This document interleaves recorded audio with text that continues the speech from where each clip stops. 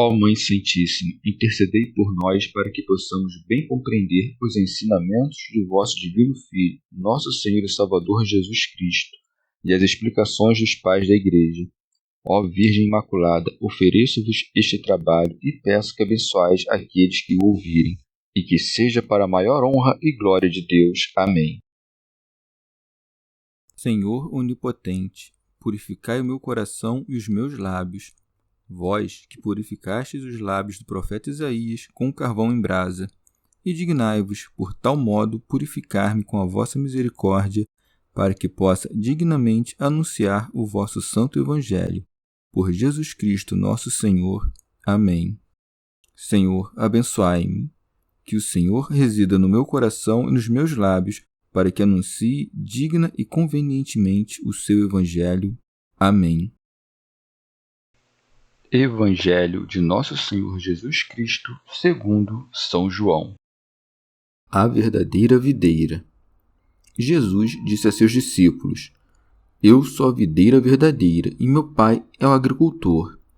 Todo ramo em mim que não produz fruto, ele o corta, e todo que produz fruto, ele o poda para que produza mais fruto ainda. Vós já estáis puros, por causa da palavra que vos fiz ouvir. Permanecei em mim como eu em vós. Como o ramo não pode dar fruto por si mesmo, se não permanece na videira, assim também vós, se não permanecerdes em mim. Eu sou a videira, e vós os ramos. Aquele que permanece em mim e eu nele, esse produz muito fruto, porque sem mim nada podeis fazer.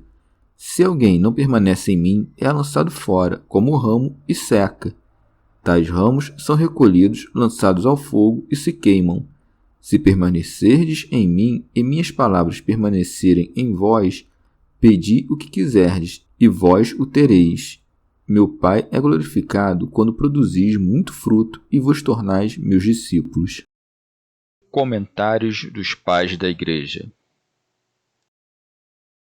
Santo Hilário de Poitiers. Nosso Senhor se levanta com pressa para levar a cabo o mistério da paixão corpórea. Tal é o seu amor por cumprir o mandamento paterno.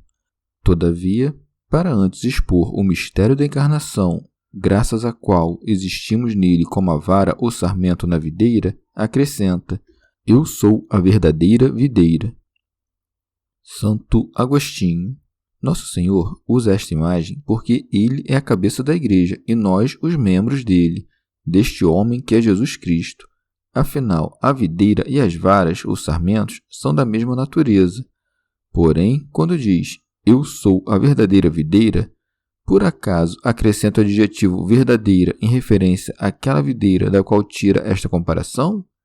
Ora, aqui fala-se em videira por analogia, não em sentido próprio, da mesma maneira como, em outra passagem, é chamado de cordeiro, ovelha e assim por diante, de modo que é mais próprio chamar de verdadeiras as coisas mesmas de onde são tiradas essas analogias.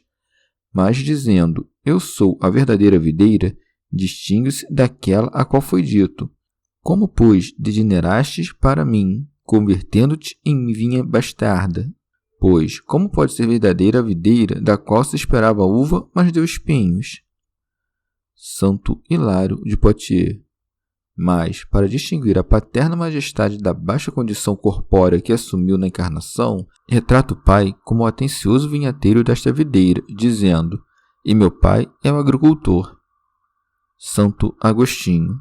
Com efeito, nós cultivamos Deus e Deus cultiva nós. Nós cultivamos Deus, porém não de modo a torná-lo melhor.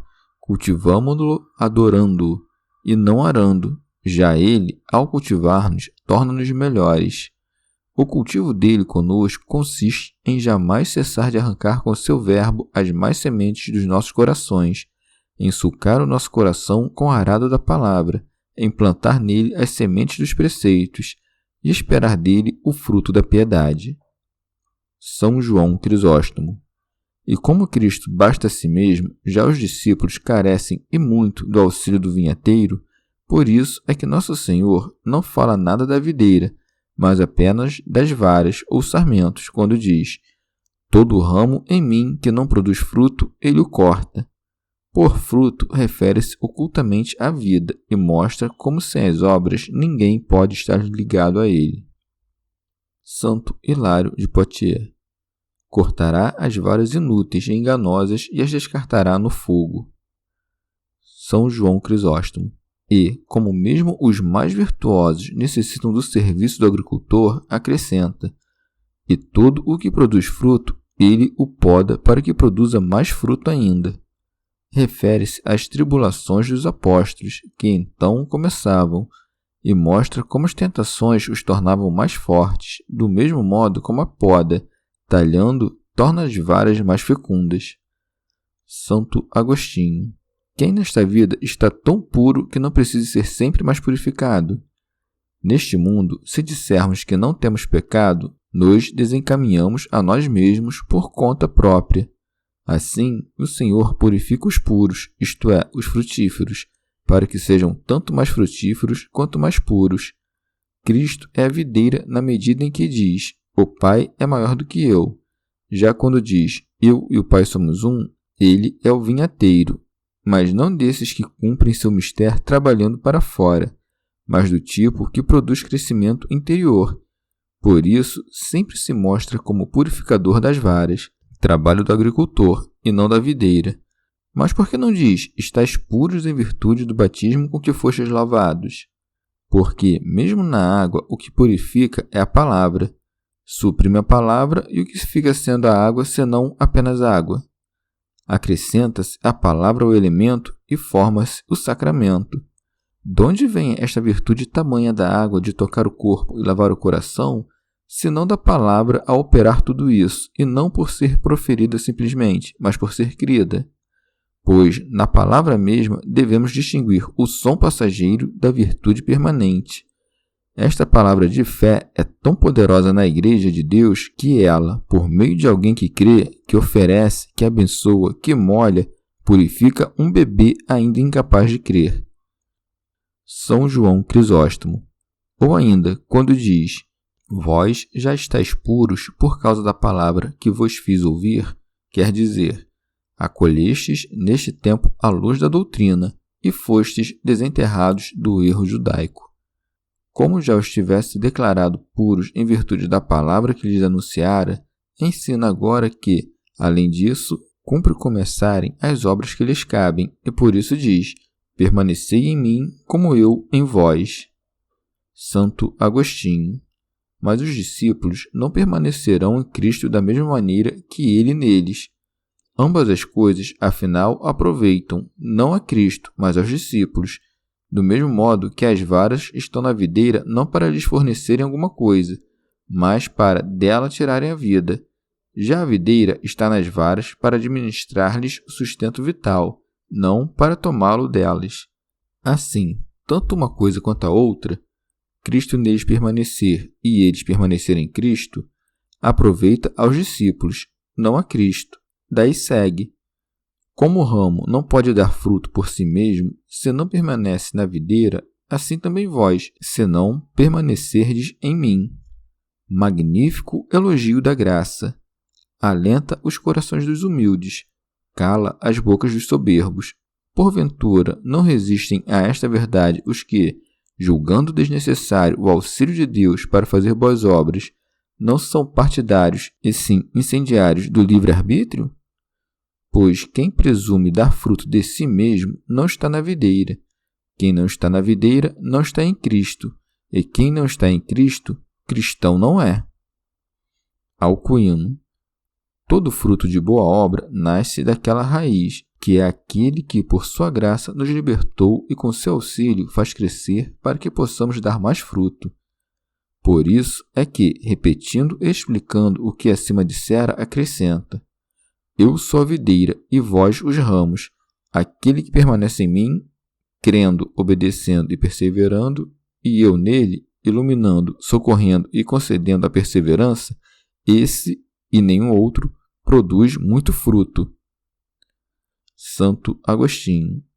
Mas para que ninguém pensasse que a vara podia dar por conta própria ao menos frutinho pequeno, acrescenta: porque sem mim nada podeis fazer.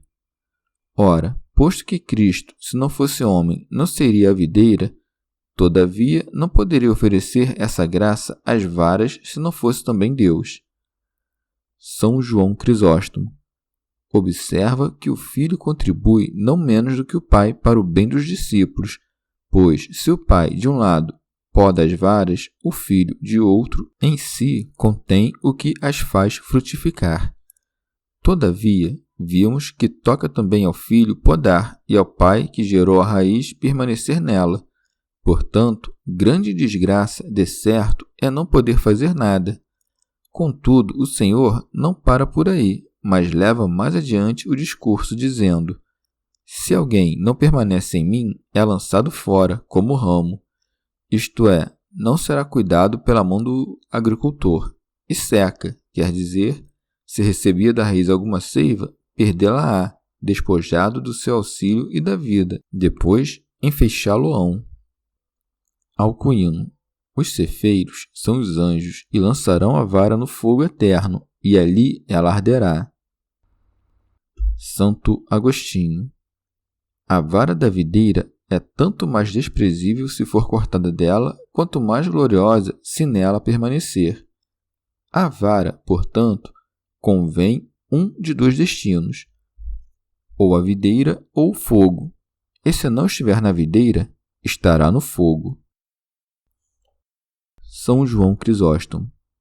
Em seguida, indicando o que significa permanecer nele, Nosso Senhor acrescenta: se permanecerdes em mim e minhas palavras permanecerem em vós, pedi o que quiserdes e vós o tereis.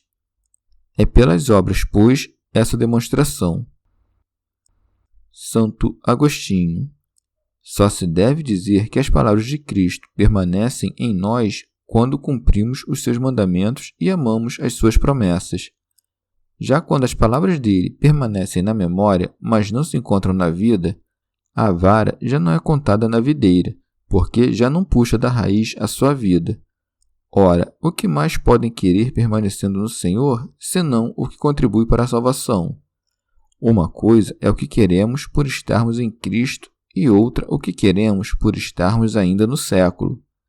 A nossa parte, que ainda permanece neste século, nos sugere, às vezes, que peçamos coisas cujo malefício desconhecemos. Mas, longe de nós pensar que nos possa fazer isso se permanecemos em Cristo, que não cumpre os nossos pedidos, senão quando são para nosso benefício. Entre as palavras de Nosso Senhor encontra-se a oração do Pai Nosso.